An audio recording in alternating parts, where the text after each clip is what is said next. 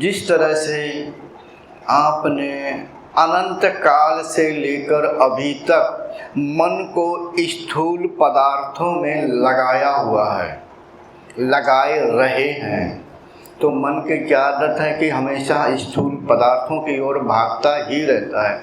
कभी आप सभी को शिकायत होती है कि मैं ध्यान करता हूँ, मन नहीं लगता, इधर उधर की बातें याद आती हैं। बातें तो याद आएंगी ही, क्योंकि आपने मन को कभी स्थिर किया ही नहीं है, ईश्वर में लगाया ही नहीं। संसार में लगाया है तो उसकी आदत है संसार में लगाने की।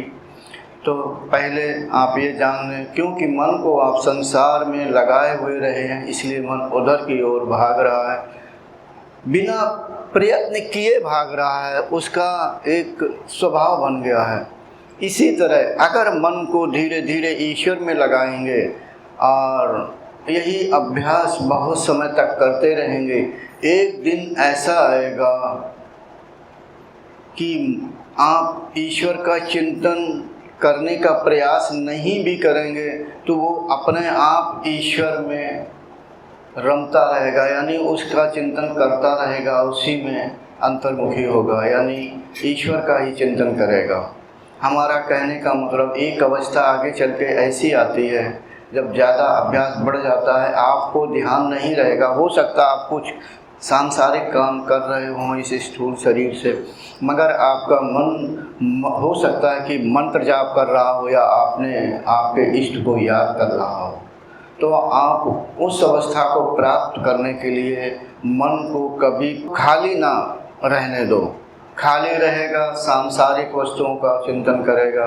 इसलिए जब आप खाली हो, कोई काम ना हो, तुरंत ईश्वर में लगा दो, बार बार ईश्वर में लगा दो। बस एक समय आएगा आप बिना प्रयास के ही वो अपने आप ईश्वर का चिंतन करेगा, अर्थात आप प्रयत्न भी नहीं करेंगे और आप ईश्वर का चिंतन भी अंदर से कर रहे होंगे। मैंने एक वीडियो देखा था YouTube पर, वो शायद साउथ का था वीडियो। एक आदमी बंदर के बच्चे को एक ट्रेनिंग दे रहा था, बिल्कुल छोटा सा बच्चा था, ट्रेनिंग दे रहा था वो नारियल के लिए। वो नारियल में ऐसे जल्दी जल्दी से हाथ लगा के घुमाने का, कि नारियल को घुमाओ, सूखे नारियल को घुमाओ।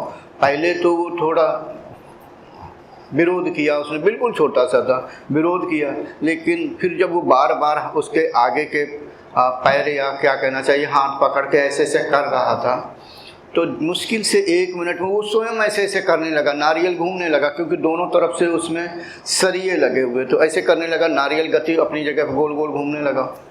फिर क्या किया कि उस व्यक्ति ने जो ट्रेनिंग दे रहा था, उस बच्चे को, बिल्कुल छोटा था बंदर बच्चा, दूर छोड़ दिया और वो एक लकड़ी में ऐसी खड़ी हुई थी, इस तरह सरिया लगा था, बीच में सूखा नारियल लगा हुआ था, जटा वाला नारियल। तो जैसे दूर से उसे छोड़ दो तो उसी के नज़दीक आता था, वो बस यही करता था, घुमाता रहता था। खैर, पहले मैं नहीं समझा ये वीडियो क्या है, क्यों घुमा रहा। इसके बाद क्या किया उसने, उसी बच्चे को थोड़ा वो बड़ा सा दिखा रहा है उसने, तो उसके गले में एक पतली सी रस्सी बांधे, नारियल के पेड़ पे चढ़ गया और वो ऊपर चढ़ा, नारियल जो लगे होते उसको गोल गोल घुमाने लगा, गोल गोल घुमाया, नीचे गिर गया। क्या अच्छी तकनीक है उसको, वो मतलब वही काम करता, नीचे गिराता। तो हमारा ये उदाहरण देने का कि जो ये मन है ना, जिस तरह से वो बंदर के बच्चे को उसको आदत डाल दी है नारियल को घुमाने की, बस वो यही काम करता रहता। अगर उसे इधर उधर छोड़ दो तो वो नारियल के पेड़ में चढ़ गया, घुमाने लगता, तो रस्सी बांधता था वो व्यक्ति जो उसका ट्रेनिंग देने वाला था। तो कहने का मतलब कि इस मन को जब आदत आप डाल देंगे कि ईश्वर के सदैव चिंतन करें, तो एक समय ऐसा आएगा कि आप भले ही सांसारिक काम कर रहे हैं, लेकिन जो अंदर का मन है, तो आपके अंतःकरण में, यानी कहने का कि ईश्वर का चिंतन चल रहा होगा। और ऐसे भक्त का, ऐसे योगी का फिर क्या होता होगा, कैसा चित्त होगा, आप स्वयं अंदाज लगा सकते हैं। आप उस अवस्था को प्राप्त करें। अगर आप फुर्सत में संसार की बातें करेंगे, संसार में लगाए रखेंगे हमेशा, तो फिर ध्यान करते समय आपका मन ज़्यादा स्थिर नहीं होगा। ठीक, ये मेरा स्वयं का अभ्यास है, हमारा ही नहीं, हमारे जैसे योगियों का भी अभ्यास ऐसा ही होता है। चित्त सदैव ईश्वर के चित्त में अंतर्मुखी होता है। Thanks for watching.